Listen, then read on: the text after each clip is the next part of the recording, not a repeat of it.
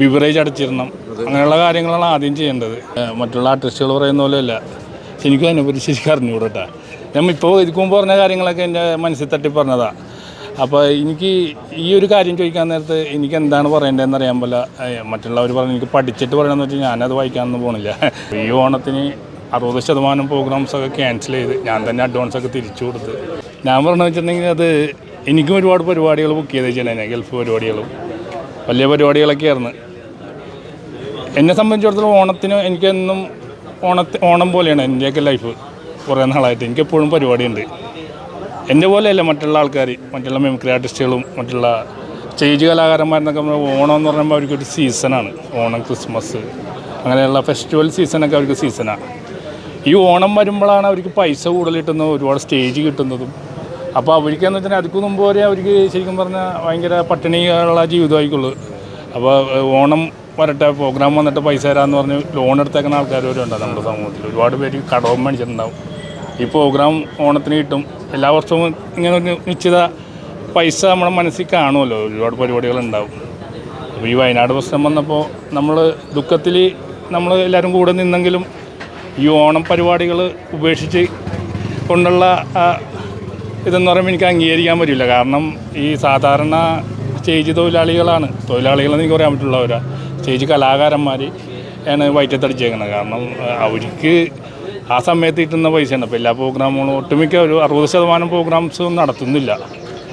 അങ്ങനെയാണെങ്കിൽ ഈ cinema shooting അടക്കാൻ പറ്റില്ല, സിനിമ റിലീസിങ് അടക്കാൻ പറ്റില്ല, ഓണം ബമ്പർ ടിക്കറ്റ് അടക്കാൻ പറ്റില്ല, ബിവറേജ് അടച്ചിരണം, അങ്ങനെയുള്ള കാര്യങ്ങളാണ് ആദ്യം ചെയ്യേണ്ടത്.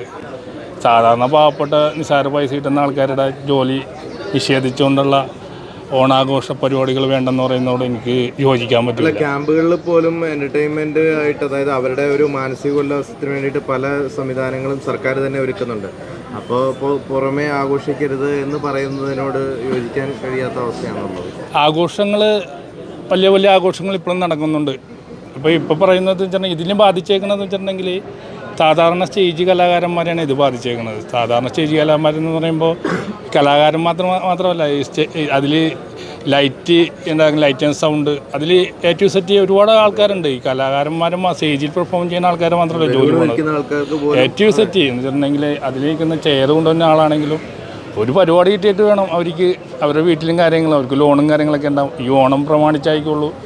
അവർക്ക് ഓണം എന്ന് പറഞ്ഞിട്ടുണ്ടെങ്കിൽ ഒരു ഫെസ്റ്റിവലാണ് കലാകാരനെ സംബന്ധിച്ചിടത്തോളം.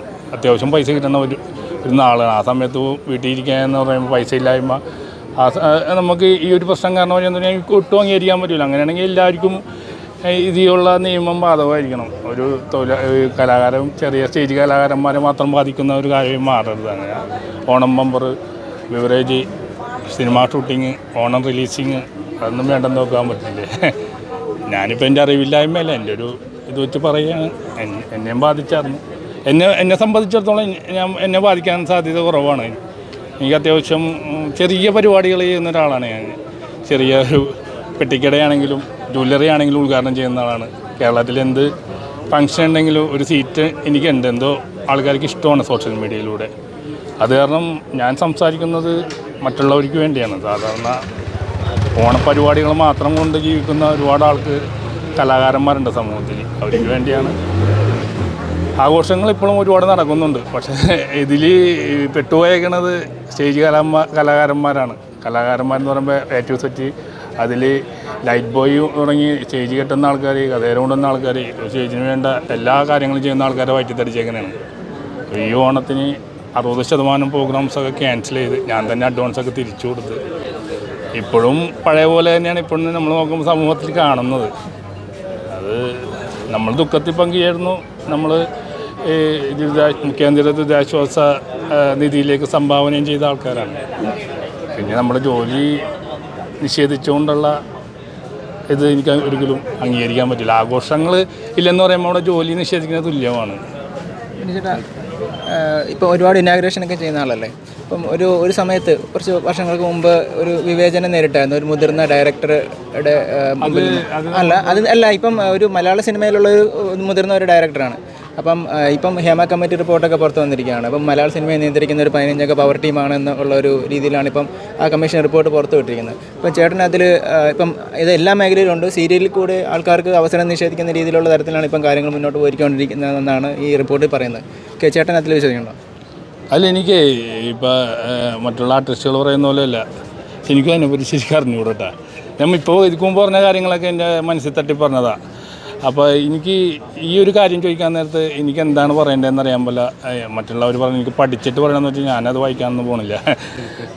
എനിക്ക് അങ്ങനത്തെ ഇത് എനിക്കറിയാൻ പാടില്ലാത്തതുകൊണ്ട് എനിക്കതിന് ഉത്തരവില്ല. ഞാനത് ഒഴിഞ്ഞു മാറണമല്ല, സത്യസന്ധമായിട്ടുള്ള കാര്യമാണ്. അല്ല, ഈ ഇനാഗ്രേഷൻ പരിപാടിയിൽ ഡയറക്ടറുടെ നിന്ന് അല്ല, അതിന് നമ്മളൊരു ഇതൊക്കെ ഗവൺമെൻറ് തലത്തിൽ നിന്നും നമ്മുടെ ഫെഫ്കയിൽ നിന്നും അമ്മയെന്നൊക്കെ അതിനൊരു മീറ്റിങ്ങും ഒത്തുതീർപ്പും ഉണ്ടായ കാര്യമാണ്. അതിന് ഇനി രണ്ടാമത് നമുക്ക് അതിനെക്കുറിച്ച് സംസാരിക്കണമൊന്നുമില്ല. അത് അവിടെ തീർന്നതാണ് അത്.